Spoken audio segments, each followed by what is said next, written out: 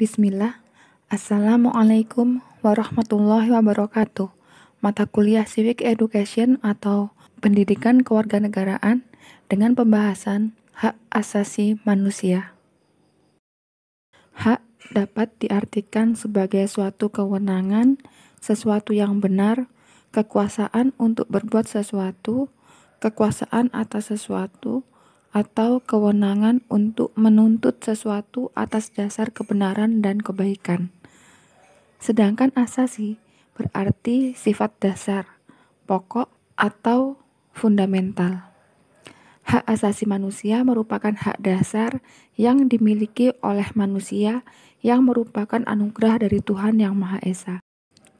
Secara definitif, hak merupakan unsur normatif yang berfungsi sebagai pedoman berperilaku, melindungi kebebasan, kekebalan, serta menjamin adanya peluang bagi manusia dalam menjaga harkat dan martabatnya. Hak mempunyai unsur-unsur sebagai berikut. Yang pertama, pemilik hak. Yang kedua, ruang lingkup penerapan hak. Yang ketiga, pihak yang bersedia dalam penerapan hak. Ketiga unsur ini menyatu dalam pengertian dasar dari hak. Jadi, hak merupakan unsur normatif pada diri setiap manusia yang dalam penerapannya berada pada ruang lingkup hak persamaan dan hak kebebasan yang terkait dengan interaksinya antara individu atau dengan instansi tertentu. Hak asasi manusia di Barat dikenal dengan right of man yang menggantikan istilah natural right. Istilah right of man ternyata tidak secara otomatis mengakomodasi atau mencakup right of woman. Karena itu istilah right of man diganti dengan istilah human right. Dalam Undang-Undang Nomor 39 Tahun 1999 tentang Hak Asasi Manusia pada pasal 1 disebutkan bahwa hak asasi manusia adalah seperangkat hak yang melekat pada hakikat dan keberadaan manusia sebagai makhluk Tuhan Yang Maha Esa dan merupakan anugerahnya yang wajib dihormati, dijunjung tinggi, dan dilindungi oleh negara, hukum, pemerintah, dan setiap orang demi kehormatan serta perlindungan harkat dan martabat manusia.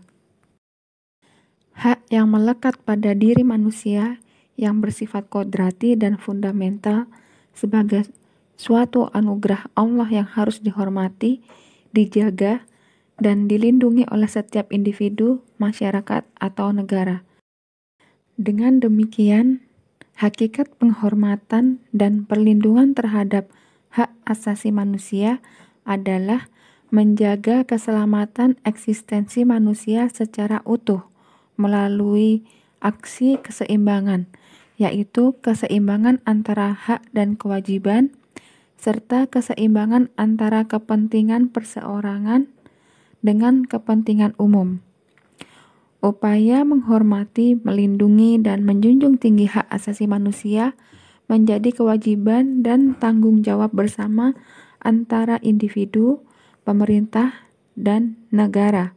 Hakikat dari hak asasi manusia adalah keterpaduan antara hak asasi manusia, kewajiban asasi manusia, dan tanggung jawab asasi manusia yang berlangsung secara sinergis dan seimbang. Berdasarkan dari beberapa rumusan hak asasi manusia, dapat ditarik kesimpulan mengenai beberapa ciri pokok dari hakikat hak asasi manusia. Di antaranya yang pertama, hak asasi manusia tidak perlu diberikan, dibeli, atau diwarisi. Karena hak asasi manusia adalah bagian manusia secara otomatis.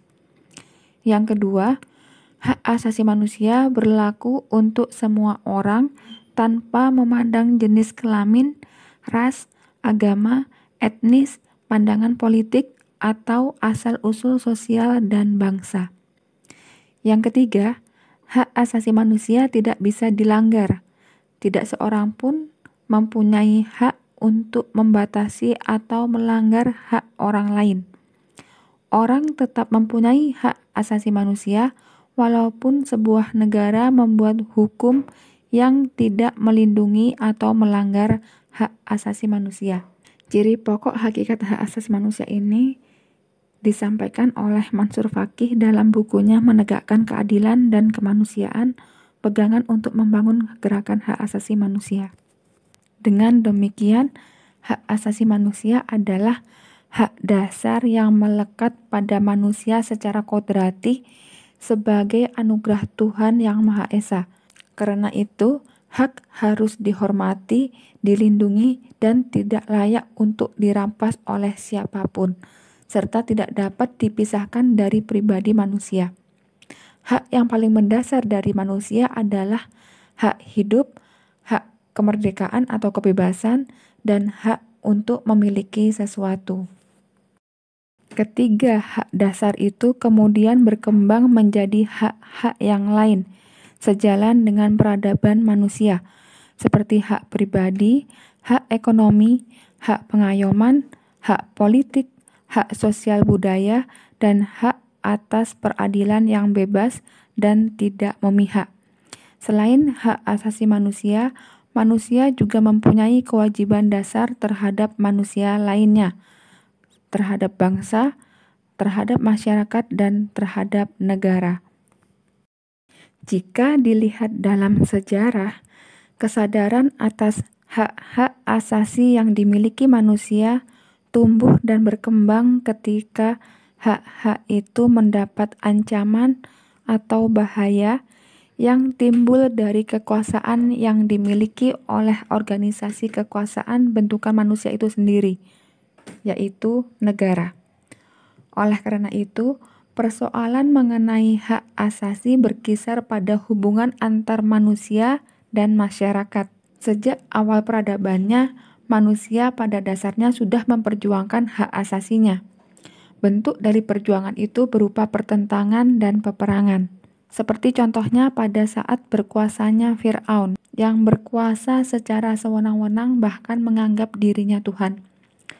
Demikian juga pada zaman Jepang kuno, zaman Kekaisaran Tiongkok, termasuk zaman-zaman kerajaan-kerajaan di Indonesia.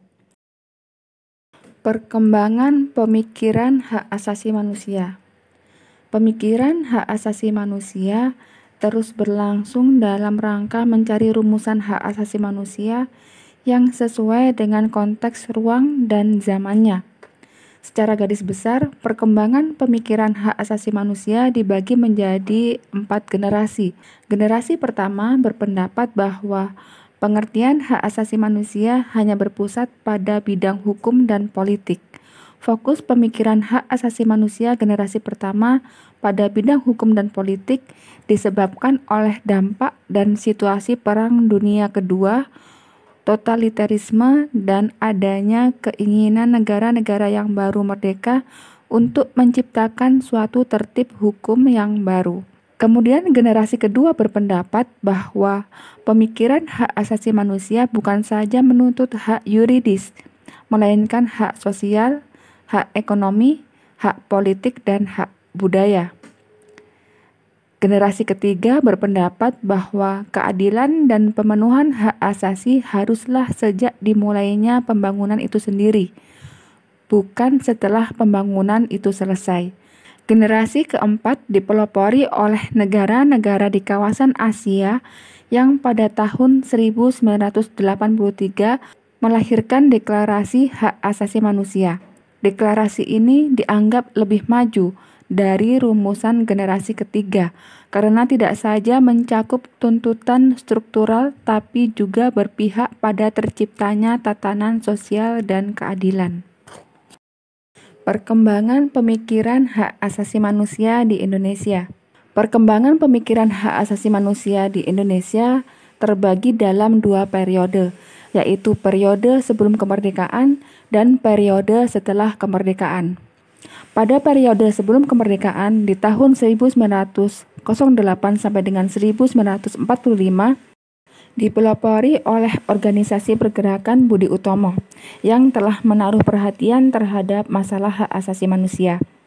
Dalam konteks pemikiran hak asasi manusia, para pemikir budi utomo telah memperlihatkan adanya kesadaran berserikat dan mengeluarkan pendapat melalui petisi-petisi yang ditujukan kepada pemerintah kolonial dan dalam tulisan yang dimuat di surat kabar. Bentuk pemikiran hak asasi manusia oleh Budi Utomo dalam bidang hak kebebasan berserikat dan mengeluarkan pendapat. Yang kedua, periode setelah kemerdekaan pada tahun 1945 sampai dengan sekarang. Pada periode ini terbagi menjadi 3 periode. Yang pertama, pada periode awal kemerdekaan. Pada periode ini diadakan berbagai seminar tentang hak asasi manusia. Salah satu seminar tentang hak asasi manusia dilaksanakan pada tahun 1967 yang merekomendasikan gagasan tentang perlunya pembentukan pengadilan hak asasi manusia, pembentukan komisi dan pengadilan hak asasi manusia untuk wilayah Asia. Yang kedua pada tahun 1970 sampai dengan 1980. Pemikiran elit penguasa pada masa ini diwarnai oleh sikap penolakan terhadap hak asasi manusia sebagai produk barat dan individualistik, sangat bertentangan dengan paham kekeluargaan yang dianut oleh bangsa Indonesia. Pemerintah pada periode ini bersifat defensif dan represif, yang dicerminkan dari produk hukum yang umumnya restriktif terhadap hak asasi manusia.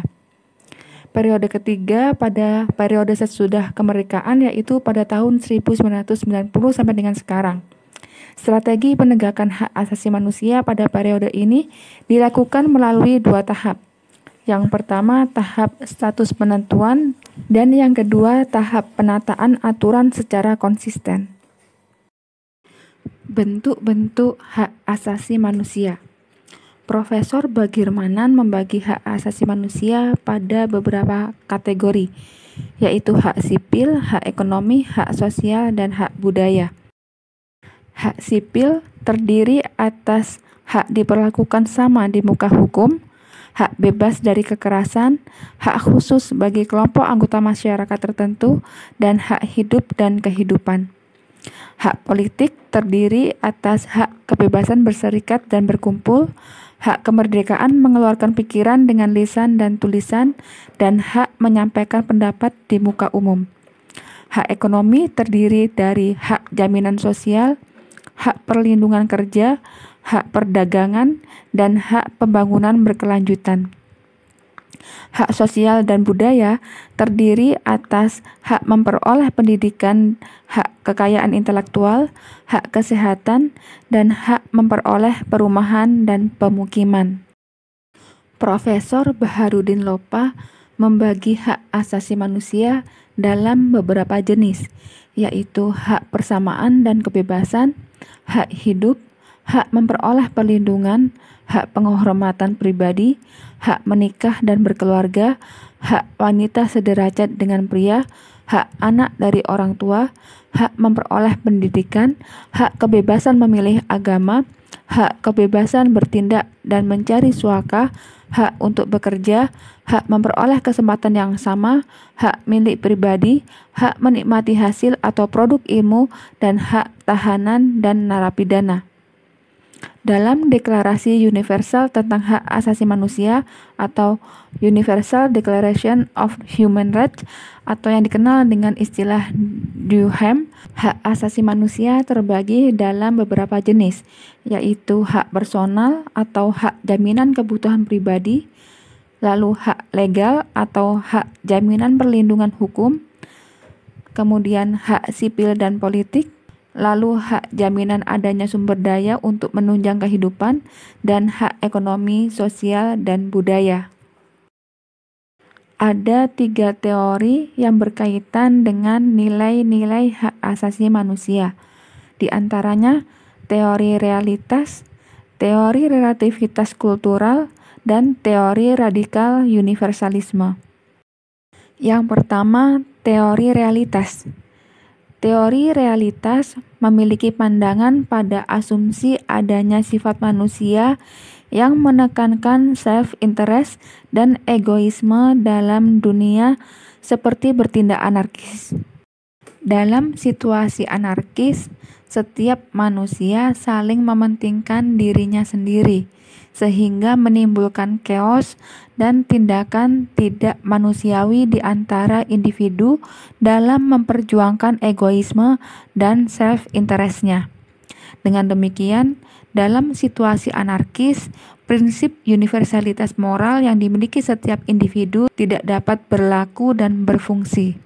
Untuk mengatasi situasi ini, negara harus mengambil tindakan berdasarkan power dan security yang dimiliki untuk menjaga kepentingan nasional dan keharmonisan sosial. Tindakan yang dilakukan oleh negara seperti tadi itu tidak termasuk dalam kategori tindakan pelanggaran HAM oleh negara. Yang kedua, teori relativitas kultural. Teori relativitas kultural berpandangan bahwa nilai-nilai moral dan budaya bersifat partikular atau khusus. Hal ini berarti bahwa nilai-nilai moral hak asasi manusia bersifat lokal dan spesifik, sehingga berlaku khusus pada suatu negara. Dalam kaitannya dengan penerapan hak asasi manusia, menurut teori ini ada 3 model penerapan hak asasi manusia, yaitu yang pertama, penerapan hak asasi manusia yang lebih menekankan pada hak sipil, hak politik, dan hak pemilikan pribadi. Yang kedua, penerapan hak asasi manusia yang lebih menekankan pada hak ekonomi dan hak sosial.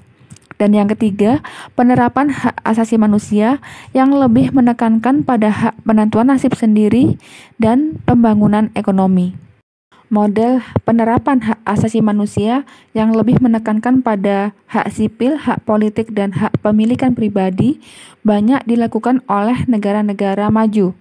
Dan model yang kedua, yang menekankan pada hak ekonomi dan sosial, banyak diterapkan pada negara-negara yang berkembang. Sedangkan penerapan hak asasi manusia yang menekankan pada hak penentuan nasib sendiri dan pembangunan ekonomi banyak diterapkan di negara yang terbelakang. Teori yang ketiga, teori radikal universalisme. Teori ini berpandangan bahwa semua nilai termasuk nilai-nilai hak asasi manusia adalah bersifat universal dan tidak bisa dimodifikasi untuk menyesuaikan adanya perbedaan budaya dan sejarah suatu bangsa. Teori ini juga menganggap hanya ada satu paket pemahaman mengenai hak asasi manusia, bahwa nilai-nilai hak asasi manusia berlaku sama di semua tempat dan di sembarang waktu, serta dapat diterapkan pada masyarakat berlatar belakang budaya dan sejarah yang berbeda. Dengan demikian, pemahaman dan pengakuan terhadap nilai-nilai hak asasi manusia berlaku sama dan universal bagi semua negara dan bangsa. Kaitannya ketiga teori tentang nilai-nilai hak asasi manusia ini, ada 2 arus pemikiran atau pandangan yang saling tarik-menarik dalam melihat relativitas nilai-nilai hak asasi manusia, yaitu strong relativitas dan weak relativitas. Strong relativitas beranggapan bahwa HAM dan nilai-nilai lainnya secara prinsip ditentukan oleh budaya dan lingkungan tertentu, sedangkan universalitas nilai HAM hanya menjadi pengontrol dari nilai-nilai HAM yang didasari oleh budaya lokal atau lingkungan yang spesifik. Berdasarkan pada pandangan ini, diakui adanya nilai-nilai hak asasi manusia lokal atau partikular dan nilai-nilai hak asasi manusia yang universal. Adapun weak relativitas memberi penekanan bahwa nilai-nilai hak asasi manusia bersifat universal dan sulit untuk dimodifikasi berdasarkan pertimbangan budaya tertentu. Berdasarkan pada pandangan ini, tampak tidak adanya pengakuan terhadap nilai-nilai hak asasi manusia lokal, tapi hanya mengakui adanya nilai-nilai hak asasi manusia universal. Berikutnya, implementasi penegakan hak asasi manusia di Indonesia. Yang pertama, adanya atau dibentuknya peraturan dan undang-undang, seperti Undang-Undang Republik Indonesia Nomor 39 Tahun 1999 yang berisi mengenai definisi dari hak asasi manusia. Dalam Undang-Undang Nomor 39 Tahun 1999 Pasal 1 Ayat 1 dijelaskan bahwa hak asasi manusia adalah seperangkat hak yang melekat pada hakikat dan keberadaan manusia sebagai makhluk Tuhan yang Maha Esa dan merupakan anugerahnya yang wajib dihormati, dijunjung tinggi dan dilindungi oleh negara, hukum, pemerintah, dan setiap orang demi kehormatan serta perlindungan harkat dan martabat manusia. Contoh penegakan hak asasi manusia di Indonesia yang kedua adalah adanya Keputusan Presiden Republik Indonesia Nomor 50 Tahun 1993 tentang Komisi Nasional Hak Asasi Manusia. Contoh yang ketiga adalah adanya Keputusan Presiden Republik Indonesia Nomor 181 Tahun 1998 tentang Komisi Nasional Anti Kekerasan Terhadap Perempuan. Untuk tugas yang pertama, mencari contoh implementasi penegakan hak asasi manusia yang lain yang ada di Indonesia. Antuna cari dahulu di internet, kemudian setelah mendapat referensi silahkan disusun dan jawabannya bisa dikumpulkan di e-learning melalui kolom yang tersedia atau bisa Antuna kerjakan dan diunggah dahulu di penyimpanan awan atau drive, kemudian Antuna kirim link tersebut di e-learning di icon rantai, dan jangan lupa jika Antuna mengirim melalui drive atau penyimpanan awan agar pengaturannya dibagikan kepada umum atau tidak di privat. Penegakan hak asasi manusia dibebankan kepada negara dan individu. Artinya keduanya bertanggung jawab untuk menegakkan hak asasi manusia. Pelanggaran hak asasi manusia dikelompokkan menjadi dua bentuk. Yang pertama, pelanggaran berat. Jenis pelanggaran hak asasi manusia yang berat adalah tindakan yang melanggar hak asasi seseorang atau sekelompok orang serta menimbulkan tercabutnya hak seseorang. Contoh dari kasus pelanggaran hak asasi manusia berat adalah kejahatan kemanusiaan. Kejahatan kemanusiaan adalah kejahatan yang dilakukan kepada seseorang atau sekelompok orang sehingga hak mendasar mereka terampas sepenuhnya. Contoh dari kasus kejahatan kemanusiaan diantaranya perbudakan, pembunuhan, penganiayaan yang menyebabkan cacat fisik atau cacat mental. Selain itu ada kejahatan apartheid.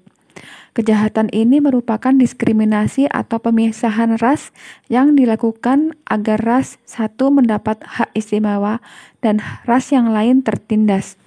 Kejahatan apartheid terjadi di Afrika Selatan pada tahun 1948 sampai dengan 1990. Kemudian kejahatan berat yang lain adalah genosida. Genosida adalah pembunuhan massal atau pembantaian besar-besaran dan sistematis pada suatu bangsa atau suku tertentu yang bertujuan untuk memusnahkan suku tersebut hingga tak bersisa lagi. Contoh kasus genosida diantaranya pembantaian 2 juta warga Kamboja yang dilakukan oleh Sayap Merah antara tahun 1975 sampai dengan 1979. Kemudian pembantaian terorganisir pada suku Tutsi di Rwanda pada tahun 1994. Pembantaian ini menewaskan 800.000 orang dalam waktu 100 hari. Selanjutnya pembantaian Muslim Rohingya oleh Myanmar dari tahun 2016 sampai 2017. Pembantaian ini menyebabkan lebih dari 2.000 orang meninggal dan ratusan ribu orang melarikan diri dari negara ini serta menjadi pengungsi di negara lainnya. Penyebab kasus pelanggaran berat biasanya adalah konflik etnis dan agama. Sebuah kelompok biasanya merasa bahwa diri mereka adalah kelompok yang paling benar dan paling baik, sehingga mereka tega membantai dan menindas kelompok yang lainnya. Selain itu, penyalahgunaan kekuasaan juga mengakibatkan jenis pelanggaran ini. Dalam kasus-kasus tertentu, pemerintah yang berkuasa dan otoriter tidak ragu untuk membantai penguasa sebelumnya yang mereka gulingkan, beserta para pengikut mereka. Kemudian yang kedua, kasus pelanggaran hak asasi manusia yang ringan. Jenis pelanggaran hak asasi manusia yang ringan ini adalah pelanggaran hak yang sifatnya ringan serta terjadi dalam kehidupan sehari-hari.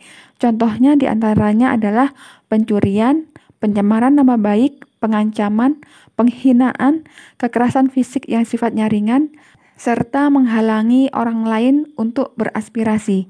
Penyebab pelanggaran hak asasi manusia ringan biasanya adalah keegoisan seseorang. Tidak adanya rasa toleransi dan hanya mementingkan diri sendiri membuat orang dengan mudah melanggar hak orang lain. Kelalaian pemerintah dalam menjamin penegakan serta perlindungan hak asasi manusia adalah penyebab eksternal seseorang melakukan pelanggaran hak asasi manusia ringan.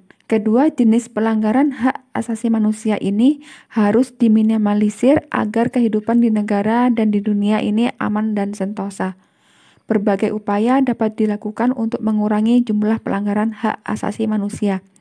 Beberapa di antaranya adalah memberi pendidikan karakter pada anak-anak, sosialisasi hak asasi manusia, dan sebagainya.